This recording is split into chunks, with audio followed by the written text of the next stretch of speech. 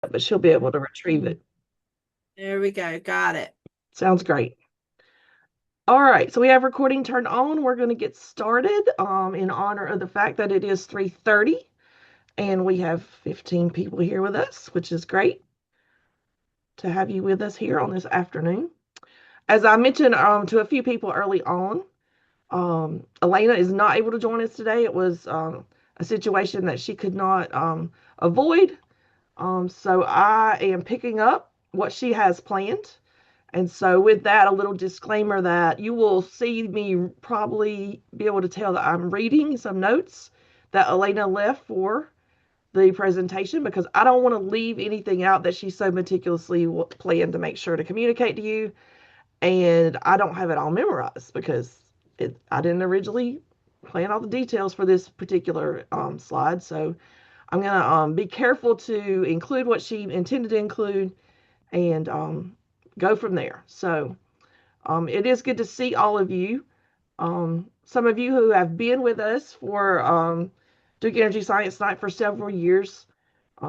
You've heard me present before, so I'm not new to some of you, but welcome to those of you who I've not met or worked directly with before. I was in the last webinar working in the background and um, glad to see you. Appreciate your time as always. My colleague Margaret Lorimer is here, and she's just assisting me to make sure I don't miss anything you put in the chat, or if I have a technical issue, hopefully she can back me up. So appreciate Margaret being here on short notice as well. Um, this is our second webinar. We did cut webinars this year. In the past, we've done 3 webinars leading up to events, and we put it at 2 this year. So we're always available to you by email. You've got my phone number always on the bottom of the DESN signature. You can call me anytime. But if you've got questions and such, just know that we don't have another full group webinar plan, so don't hold back on your questions today. Throw them out there, and if something comes up later, be sure to email us or give us a call.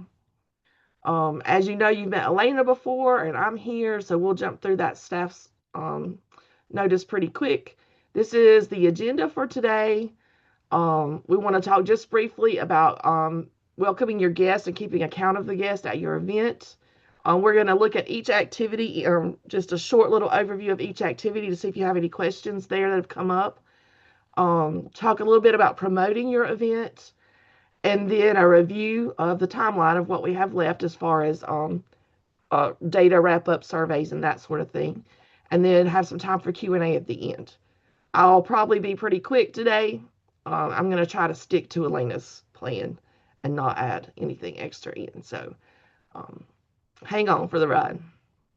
So here's a quick reminder.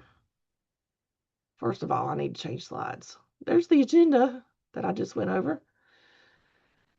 And there is a quick reminder of everything we have going on here for us here at SCCMS. We do celebrate STEM Education Month from Pi Day, March 14th through April 14th.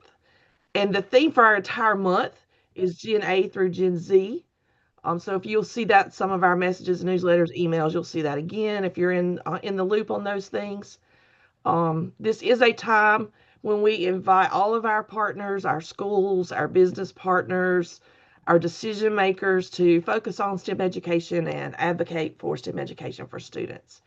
And one of our featured events that is not directly related to Duke Energy Science Night, but is one that we also look forward to, is STEM Day at the Capitol on March 25th. That is a day when we will be present on the Capitol grounds.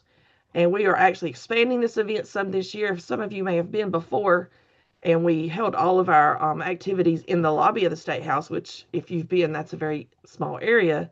We're actually expanding on the grounds this year. We have more student groups and partners coming to exhibit. And so we'll be doing some extra things there this year. So if you have folks who have applied to be STEM Educator of the Year or have applied for the grant, those folks have been named. The finalists have been named, not the final STEM Educator of the Year, but the grant winners have been named. And so some of those folks from your districts might be coming in, although you might not know who they are. And I'm not sure I can quite announce that yet, but they know who they are. So you might hear a little buzz about that coming up. Um, with that said, I hope that everything is going great with your kit. Everybody's got their kit by now. I think we've heard from almost everybody that things seem to have arrived as expected. Um, Minimal amounts of issues there. We've only heard one or two things that may have been um, damaged in transit. So I think we've covered those bases, or we figured out how to. You guys have figured out how to deal with it. Um, One of the things that we want to make sure you think about is having a welcome table for your event. And at that welcome table, there is a sign holder that does come in your kit, and there is a printed sheet that you can use that has the Duke Energy logo and the event name on it. You can use that as part of your table. Don't forget you've got that big banner too. I don't know where you choose to put your banner. Some people use it like car rider line for a while and then they move it inside for their event. Some people just put it inside depending on where you've got space for it. But you do have that banner that you can put up. Um, and that will also help in advance and on day of your event. Um, One of the things that we're going to ask you for on the survey, we always ask for a count of attendees. We've been asked to track our data a little more specifically this year to divide the attendee numbers into youth and adults. So youth would be your students plus any of their siblings that come with them that are not necessarily enrolled at your school but are of youth age up to age 18. And then adults would be all of the parents, guardians, um, visitors, other folks that come through your door during your Duke Energy Science Night event. You would count them as adults. So you decide how your welcome table folks can best keep up with that. I know some of you do sign-in sheets because you use it as a Title I event as well. Some people just do a counter if you have a clicker. Some people do tallies. Whatever works for you and your folks that you've asked to man that station, just try to give us the best count that you can um, for how many people are there. This is an important piece of information that we, of course, use in our reports, but one that our partners like to track. And since this is year 5 and our number of kits is the highest ever, we definitely want to keep track of our numbers and be able to show growth in our program. So if you can make sure that's a priority, we really appreciate it. Any questions about welcome table or what works well? Maybe some of you who've had Duke Energy Science Nights before like to chime in and tell us something that worked really well that, maybe everybody's not really thinking about at this moment in time.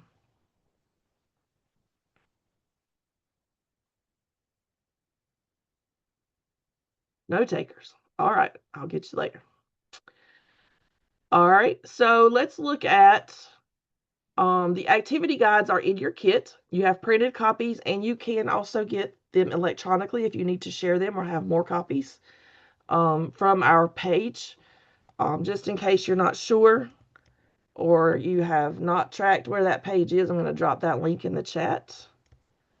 That is where you can find downloads of almost everything that came in your kit as a print material.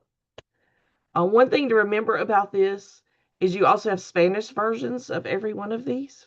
So that's a big help for your ML students and their families as they approach the event. It makes them feel more welcome and comfortable if they can see perhaps there's some things in here that you could use to communicate with them.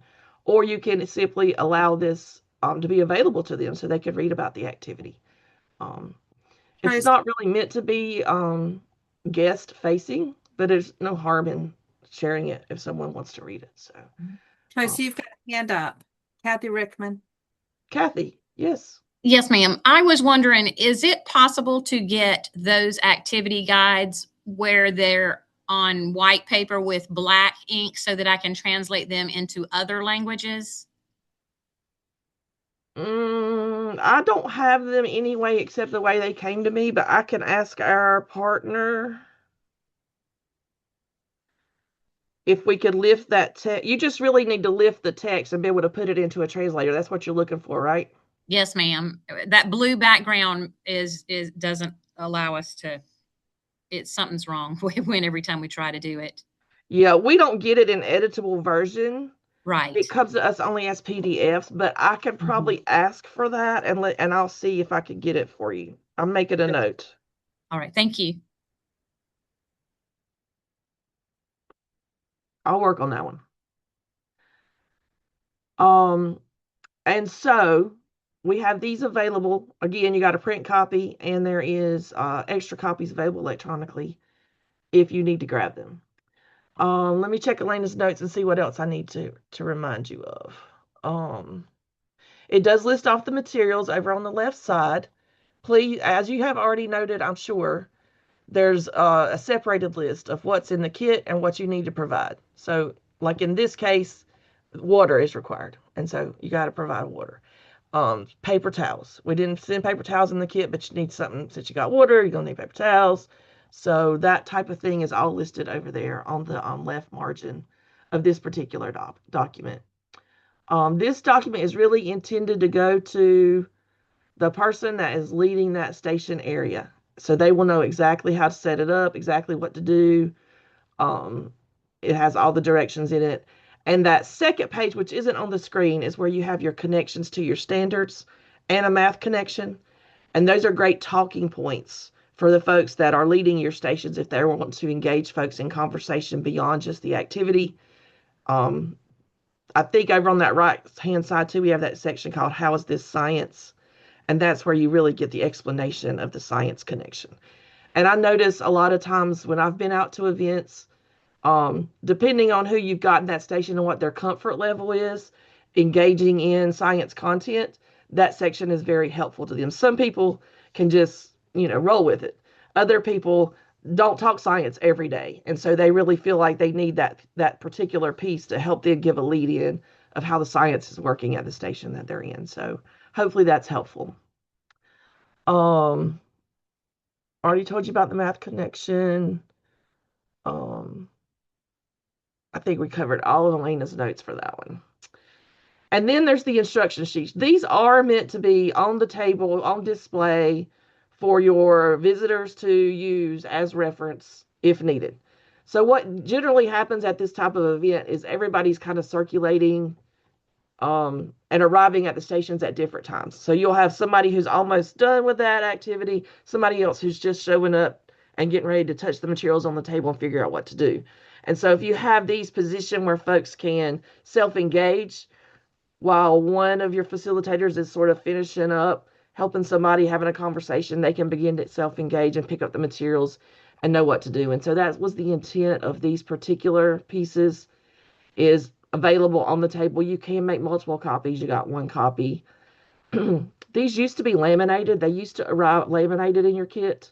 Unfortunately, to try to stretch our dollars, they're not arriving to you laminated anymore. But if you have sheet protectors and you want to put them in sheet protectors, that's an option that you might consider, especially at the stations that have water or other materials like that can get a little bit messy. So think about that as an option. Let me see what else Elena put on here for me to remember. I think we pretty much got that one. English and Spanish also available. These do have the black text on them, so is that works better for you, Kathy? Yes, it does. We were Okay. able to do those. I don't suppose I really need the other ones because we've already done the instruction sheets that are going to be on the table. So the other one is really for the teacher anyway. So I think you can scratch that question. Okay, that's good to reflect on. Thank you. Any other questions about these particular pieces of resources that give you information to put on your table or for your facilitators? Okay. Don't forget, as I already dropped in the chat, that we have our resource page where you can view the resources. The most recently added thing there is the videos that go with each activity, which everybody absolutely loves. So if you haven't yet looked at those, they're down there under additional resources and it says activity videos. You'll want to check those out. I'm trying to remember what else is here that did not come in your kit specifically.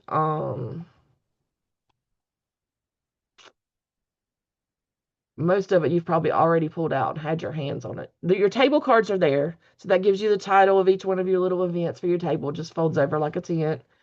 There are templates there where you can use the graphics and add in your own information about your event, your flyer, your whatever, your invites.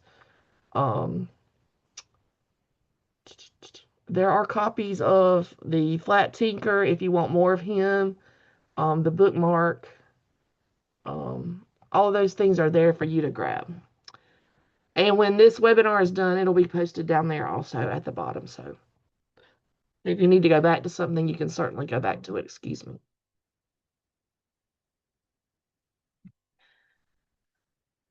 So let's look at these activities. There are 10. As Elena had mentioned earlier in our first session, and if you have done this before, we do have our partners have a rotation, like they have a library of say 50 or 60 activities, and they pull certain ones up on a rotation. And so we've been, as she's built her library, our partner has been trying to, our UNC partners have been trying to put these in a rotation so that an activity doesn't show up more often than every 3 years. Since we're in year 5, you're going to see some activities on here that you've seen before if you've been with us since the beginning. The 2 that say new are 2 that we just came up with and were tested for the first time, field tested last year. So they're fairly new. The geometry quilt squares is really to bring some math into our STEM night. And then the rubber band guitars is similar to one we've done before that's dealing with sound, but it's not the same activity that we had last year with the sound. The ones you may have seen before if you've been around, the paper circuit robot is one of my favorites. We've done him before, and I've used him before at multiple things that I have done. I believe Pinwheel Power's coming back. We've had that one before. Reading trees is a return. So if you've done some of our events before, you may notice a few of these. And some of your kids, depending on your grade span, may have seen these, say, 2-3 years ago. So hopefully they'll see it with new science eyes, since they are looking at more science topics perhaps at this point than they were as kindergarten, first or second graders. But just so you know, a few of these have been out in the boxes before. Elena has posted a image here of what it looks like if you go to the webinar page. If you have not, the video page. If you haven't checked them out, we highly recommend them. Anybody who's in here who's used them before will tell you they're one of the best resources because it's easy for you to share them. It's easy for your folks to watch them. They're extremely short and fast, and they get straight to the point of how to set up an activity and what to look out for. They tell you all of the, be careful about this, make sure you do this, et cetera, et cetera, et cetera. So the videos are great. A quick run through on each one of them. I'm going to go again quickly, and I'm going to try to use Elena's notes to point out what she thought might be of interest for these. So don't sink the sub. All right, you got to have your water, your paper towels, and you've got to collect some items that you want to test buoyancy on. So go ahead and figure out what that looks like, or have your station lead figure that out. It does say, while some objects for experimenting with are included in the kit, you're encouraged to gather other items that you can experiment with. So kids like to have more options, so you're welcome to add things there. Your container doesn't matter. If it's clear, it's better. If you can't do clear, it's going to be okay. So whatever you can do there. Let's see what else she's got. Water. We got the thing about the cleanup. Everybody knows how that goes. Questions about this one? One of the challenges I already know on this one, while I haven't run this station myself before, is depending on your numbers and how your traffic flow is and how fast people are coming in, one container at the table may be a stretch. So you might want to consider, if you're expecting a large crowd, if you're putting this as one of the first choice stations, you think a lot of people are going to stop there first, you might want to consider whether or not you need 2 buckets or 1 bucket. I'm just going to throw that out there. If you've done this before, you know what I mean. Some stations cause traffic jams because everybody wants to touch it and there's not enough things to touch. And so you kind of begin to figure out, if I could do something to get more people hands-on at the same time, that's a good thing. And so think about that type of thing as you're setting up your stations. Any questions on Don't Sink the Sub? Okay, the next one is genetic traits bracelet. All right. And I'm just going to say about this one, it's fun. Kids love to make bracelet anything. Okay, especially the young ladies. They love to make bracelets. Some of the things about genetic traits are pretty high level for your youngest kids.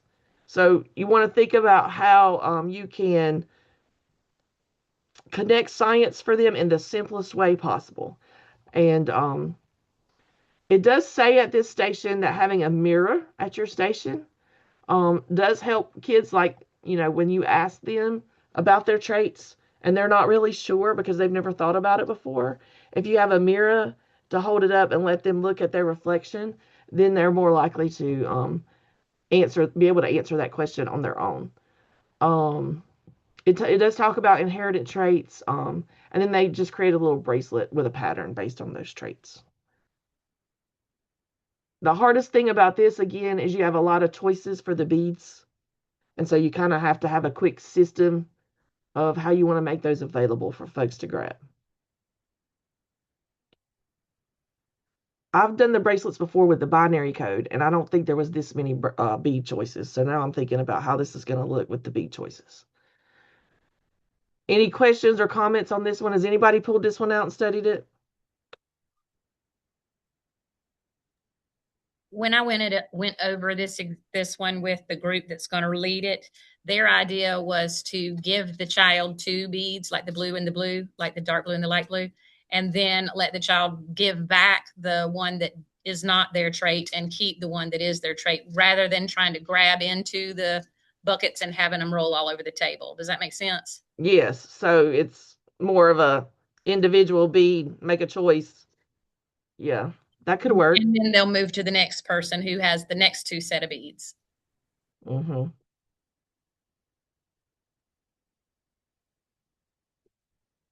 Hadn't really thought about that, but that could work. Just make space and have enough people. Anybody else?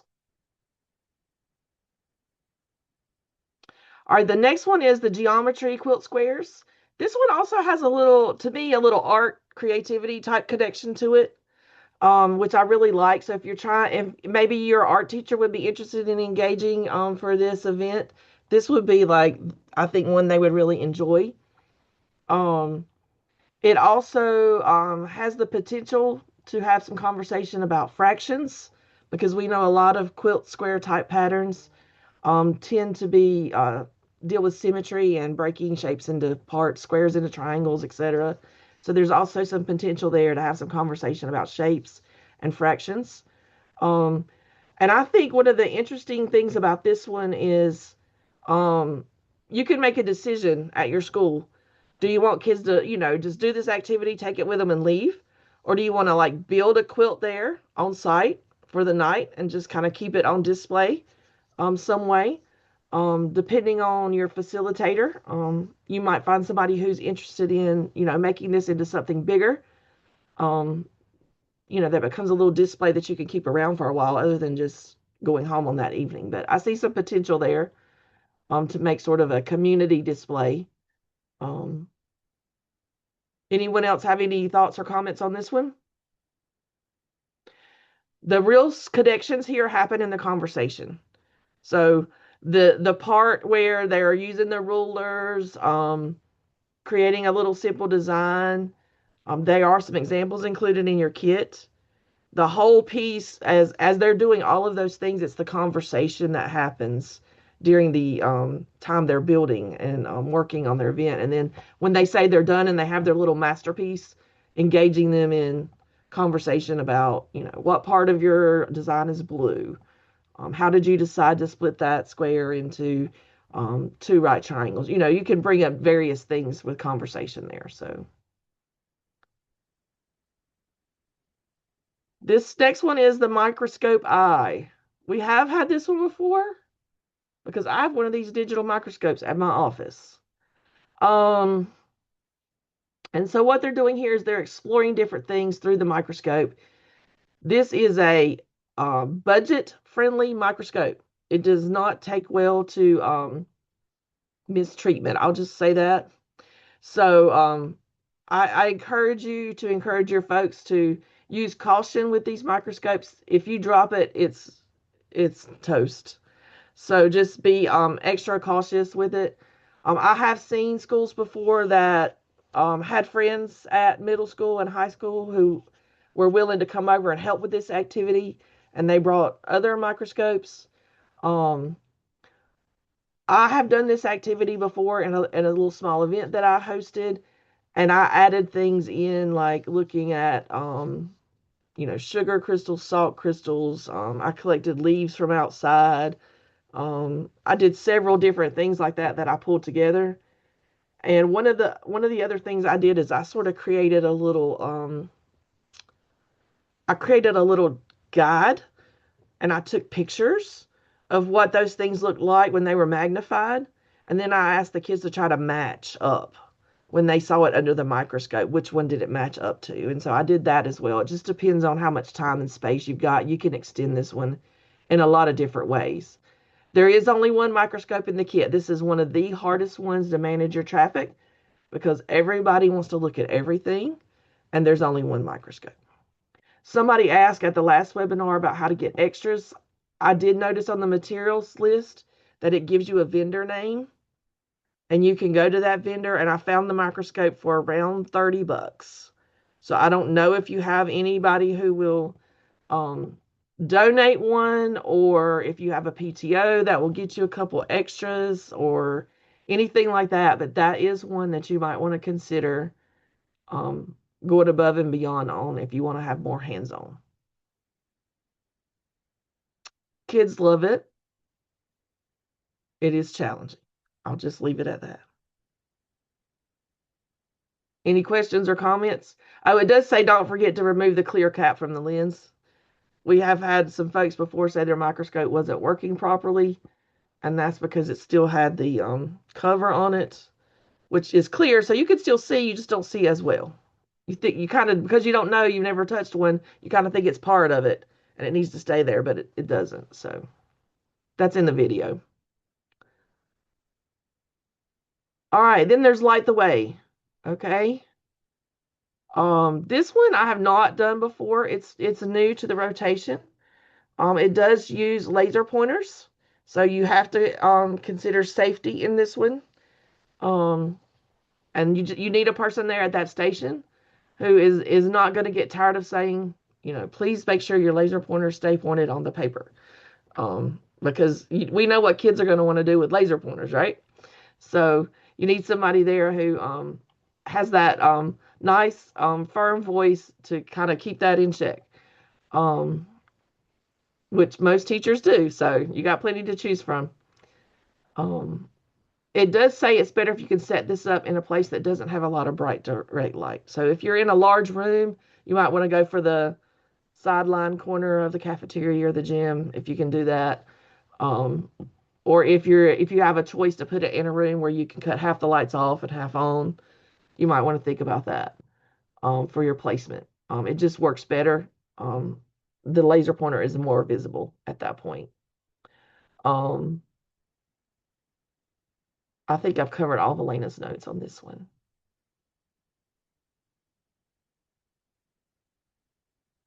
And here's Paper Circuit Robot. Okay, one of the things I remember most about Paper Circuit Robot, and this is one thing you have to know, you only got a certain number of batteries in your kit. So the batteries are intended to stay on the table to test the circuit. They don't get to go home with the kids. All right.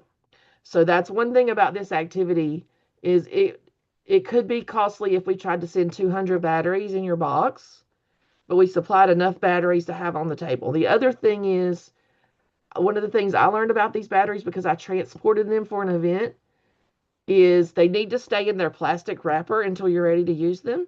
And you don't need to stack them on top of each other and let them touch each other because they will drain down the battery if they have that. There's just this one combination of how you end up throwing them in the box, and then you get where you're going and you go, oh, the batteries are dead. What happened to them? Well, that's because they touched each other and they got poured out in a baggie or in a Ziploc, and I piled them all together, and I got there and I realized some of my batteries had lost their charge. And so they're all packaged nicely. If you see that little tiny, why haven't y'all reminded me that I'm not moving these slides? Elena's done all these slides, and I haven't even been moving them. And y'all are just sitting there being so nice to me. I'm moving them over here on my notes page. Jeez. Okay. Paper cert. See in that picture? There's that little tiny package right under the elbow of the facilitator there, and that's how those batteries are packaged. There's like 4 or 5 in a little strip. That's how they come to you. This one you need somebody here who has practiced this activity. I practiced this activity a lot before I did it at a festival because there are certain things you can do that make this activity successful, and there's certain things that can happen that can make it frustrating if the contact of the foil is not taking place. And so make sure that your people who are facilitating this station have practiced and know all the little tricks they can do to make it easy for them to lay out this foil so that it conducts when the battery is connected to the little pieces of foil. This is a favorite activity. Kids love to see the little light bulb light up on Tinker's head. So this is a good one. Any questions about this one? All right, I'm going to go back just a minute with my slides just so you can see. This was Light the Way. And you can see the little laser pointing at Tinker's tummy right there around the different obstacles. The laser's going around. You can see, if you've watched the videos, you know these screenshots are from the videos. So there's nothing here that you can't recreate. This is the microscope, and you can see this part right here where the light's shining. That's where that cap is that you have to make sure you take off.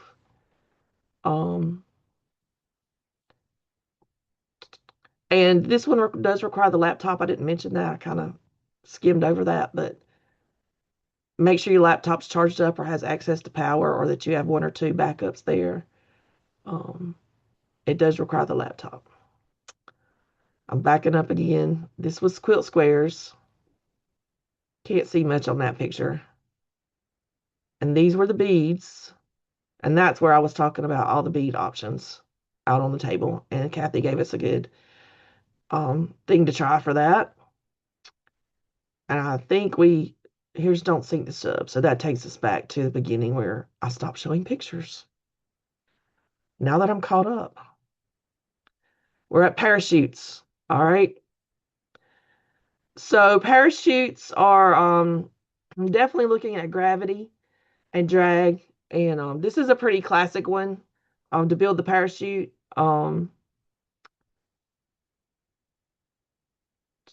Elena's notes say the napkin for this activities are not all in the same bag as the rest of the supplies. So if you've gone through your kits, you're already aware of that it's split up and the napkins were in a separate container. Any questions or comments about the parachute? You need some space for this one because they're going to want to test their parachutes. So you don't want to have this table really close to a lot of other tables if you can build a little space in there.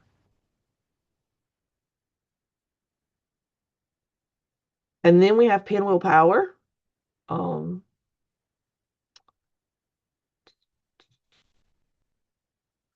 The push pins are the thing that you really need an adult to help them with sometimes, the push pins, because it's kind of hard for them to hold the paper in place and get the pin in.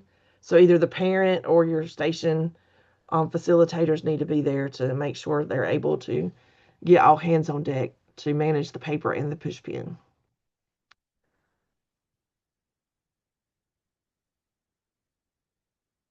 And the other thing is spacing matters. You'll have some of your kids that will get theirs pinned and it won't move very well. So they want to push the pin like way down. And that pins, that locks the paper in place. So that you need to have that paper loose enough where it's going to spin. So think about that one as you're helping kids with their pins. And then there's reading trees. This one's cool because they actually have the wood pieces in there. I love that part. And the poster. There's a little mini poster that goes with it. And the poster gives you some of the guidance of how to have conversation. Let me get up here on my slide again. Some of the guidance of how to have conversation about what they're seeing and what they're counting when they first engage with this activity. Again, this one can be all about the conversation that happens.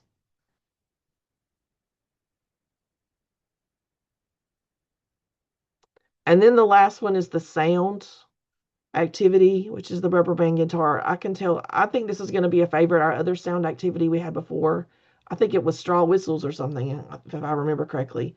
It was a favorite. And so they like it because it makes sound. And basic materials, cups and rubber bands.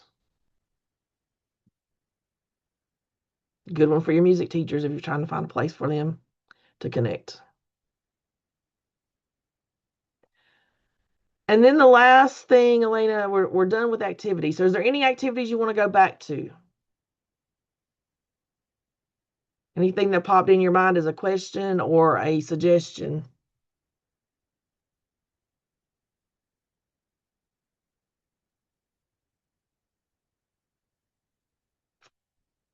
Okay. So in your kit, you have these promotional materials, and leading up to and during your event, you are totally up to being creative of how you want to use those materials. So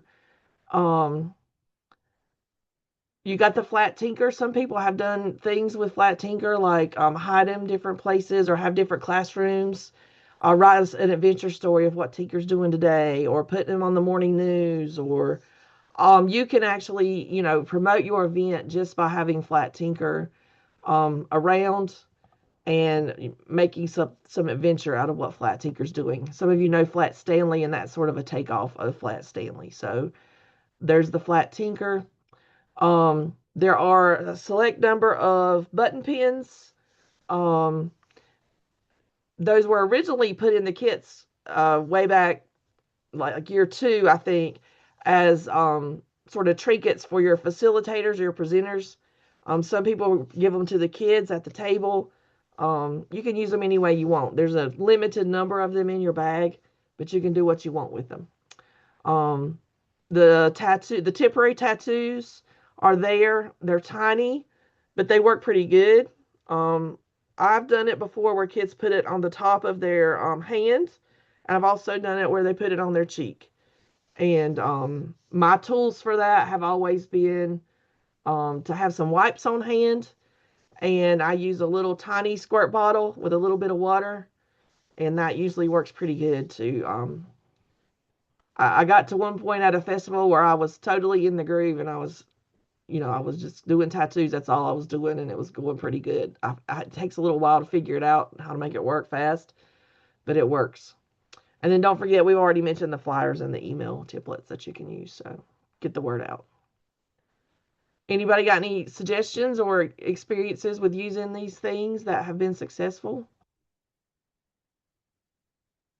I got a great video one time from a kindergartner. Somebody at a school, it might have been one of yours, I don't remember where it was from, but somebody sent it to me, and their kindergartner was standing up presenting to their class, and they had Flat Tinker, and they were telling a story about what Flat Tinker was doing, and they had written, somebody had scribed for them what they were saying about their story, and so they had it, as a little story, and they were telling it. It was really cute. You're only limited by time when it comes to what you want to do to be creative. So it depends on how much time you got. And Elena had a question here for us to wrap up. We know our best assets are each other. And so if you've hosted an event before and you have a tip you want to share with anybody, share with the group about anything, about your hosting or what you've done before, or something you plan to add to or do differently this year than you've done in the past, I'm opening up the floor for you to turn your mic on and offer your best tip to the group.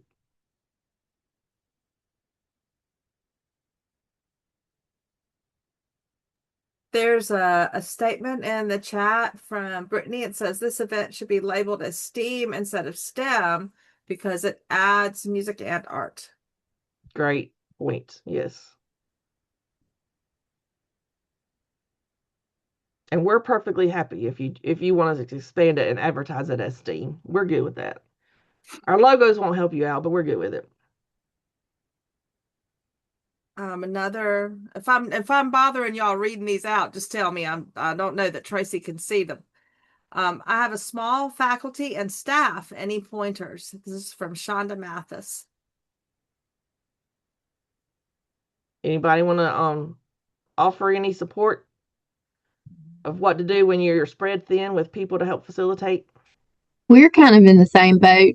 Um, and this is our first year. I don't know if this will be helpful, but we have recruited some of the Beta Club high school members who have to have like service hours every semester. We also have a robotics team at our high school and middle school levels. And so we've kind of recruited them as well to kind of assist because, you know, when I first saw the 10 different stations and then we may add in like a snack station and whatnot, I was a little worried about having enough manpower to get. So I think that I don't have any feedback as to how that's going to go yet because, like I said, we're first timers, but we did recruit some of the high school students who are in our robotics team and on Beta Club, and then another club also that requires some sort of service hours. Yeah, that was going to be one of my suggestions. I've seen that be very successful.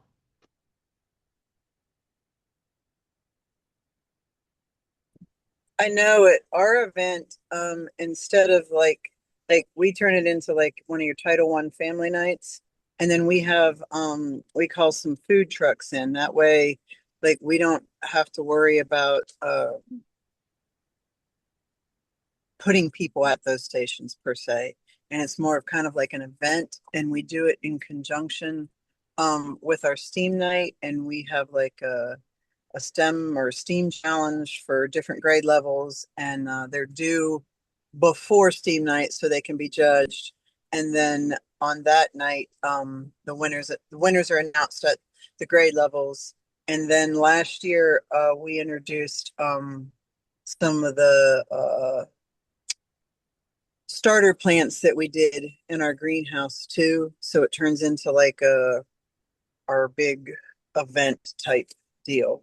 We just end up struggling with baseball because that's the baseball season, and it's kind of, you know, hard to get everybody to come, but we try to hype it up as much as we can. Thanks for sharing, Jessica. I've been to your event. It's amazing. Well, And I've seen it grow over time as well. So thank you. But you are right. That is something we always hear in our feedback is could we do it at a different time of year? And that's always a challenge because just the way that we have organized our partners for advocacy, we're trying to line it up with our statewide initiative for STEM Education Month. And baseball is always a challenge when you get to March and April. And we know that cuts into your numbers, and people that want to be in two places at one time can't be there. It's no easy answer to that one, but yeah. I do have one school. I don't think that school's on the line. I do have one school near me that I visit almost every year that they do this. She has a STEM club that meets after school during the year for various things. And she lets those kids lead stations. And they do amazing. I mean, she practices with them during their club time. They're fourth and fifth graders that she uses, and you know, some of the conversation is not always rich, but they do a good job of managing their stations.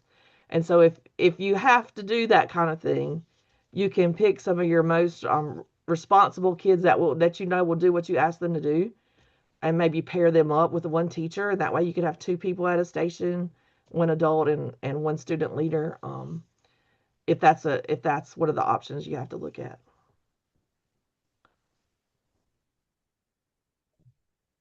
Anybody else want to share? Thank you to those of you who were willing to share. I Go just have ahead, a April. question.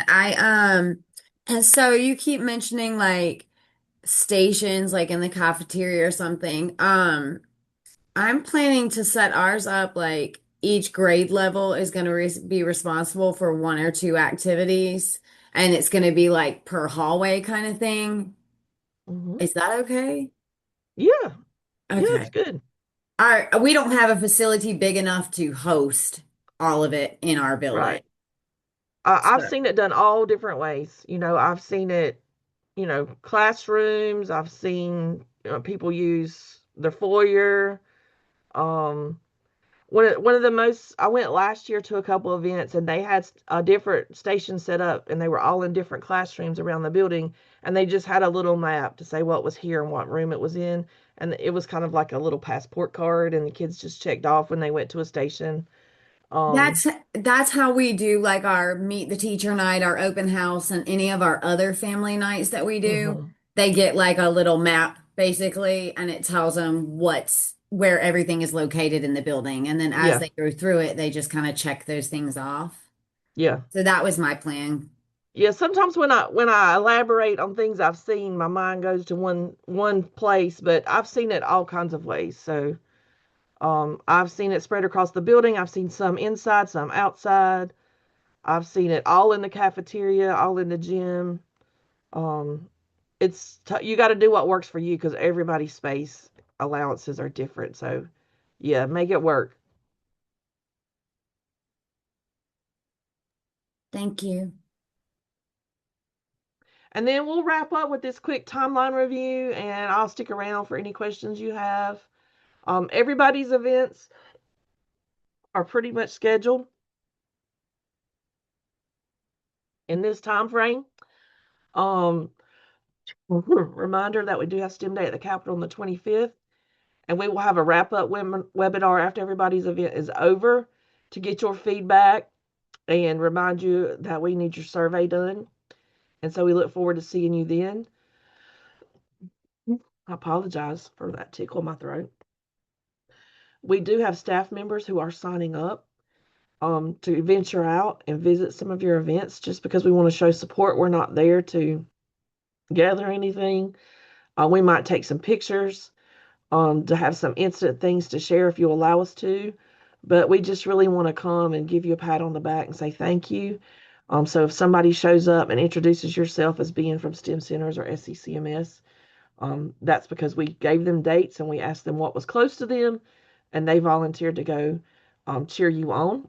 We have also shared all dates with our partners at Duke Energy, and we went over that last time in our meeting when Amanda was there, and she has shared those out with her team, her community team, and Duke Energy May. Has anybody already been contacted by Duke Energy? Kathy has. So some of those folks, depending on their schedule, they may pick some events where they want to come set up a table and share with parents. Some of them might just pop in. Um, there are different schools who've done different things. I have seen one school where they worked with Duke Energy. I'm not sure it was through the contact Amanda had. It could have been through a parent contact. And Duke Energy actually bought a bucket truck out and they had it out in the circle drive in front of the school and they did all kinds of things. So it just depends on, what kind of contacts you have. You might get various levels of involvement from Duke Energy, but don't be surprised if they reach out to you or show up. Um, they may show up. They want to be involved. They just can't be everywhere all the time. So, what other questions might you have before we sign off? I do wish you the very best. I love this program. I love that, you know, it gets information and opportunities out to you at your school. It's not for everybody, but I hope it's for you, and I hope your kids get some joy out of doing STEM. Um, some of the activities seem um, simple, but they have to be simple in order for you to be able to complete them in the amount of time that you're trying to complete them and in the top level of engagement that you're able to offer at a nighttime event with parents. And so um, it's easy to look at them right now and go, oh, that seems easy. And when you're at that table and you got 10 people there trying to engage in it and you're trying to balance all that out, you begin to understand why it looked easy to start with. But I do wish you the best. If you run into any questions, please let us know. I'll hang out here for a few minutes in case you want to stay back and answer any questions. Other than that, I'm wrapping this webinar up and hope to hear from you guys. Send us pictures.